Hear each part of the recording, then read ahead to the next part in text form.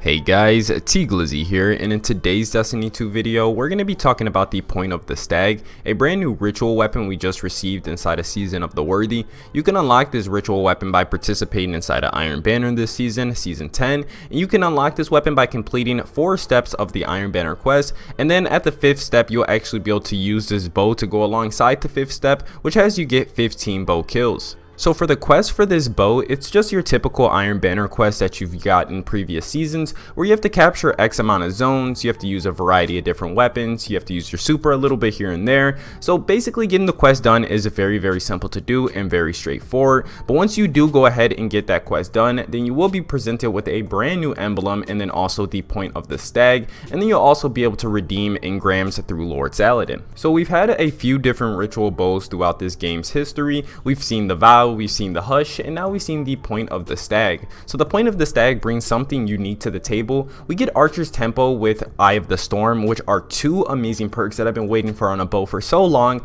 I am a huge bow user and I love using bows, so to see these 2 perks actually be stacked alongside each other makes me very excited to dive in and use this bow. And you can also use Vorpal on this, or No Distractions. No Distractions is literally a trash perk for this. You are not going to want to use No Distractions at all. You're always going to want to use your Archer's Tempo, but Vorpal is definitely a viable option if you don't want to go Eye of the Storm. You'll be able to melt through supers. I wasn't actually using Vorpal through my gameplay, so I didn't get to demonstrate how powerful it was against supers, but in my opinion, it's probably going to be really strong against supers, and definitely a viable option if you aren't a fan of Eye of the Storm. So I was using this bow a lot in 6s like Iron Banner and inside a classic mix, and I was having some mixed results while using this bow. I was having really good experiences, and then I was having some pretty alright experiences, but I was actually surprised that this bow was hanging in there with a lot of meta weapons such as Hardlight, Spare Rations, Suros. This weapon is actually something that can hang in there with all of those weapons. You can get those pop shots off really easily,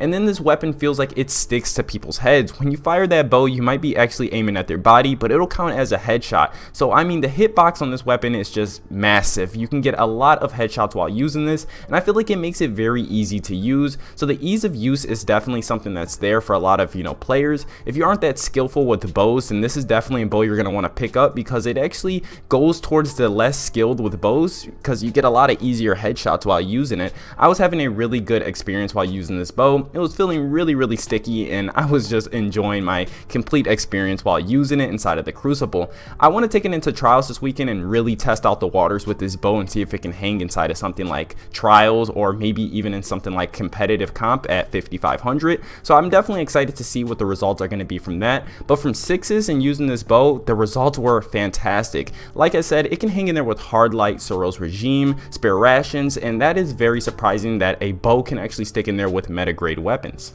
So now the question on everybody's mind is this bow actually worth going out there and grinding?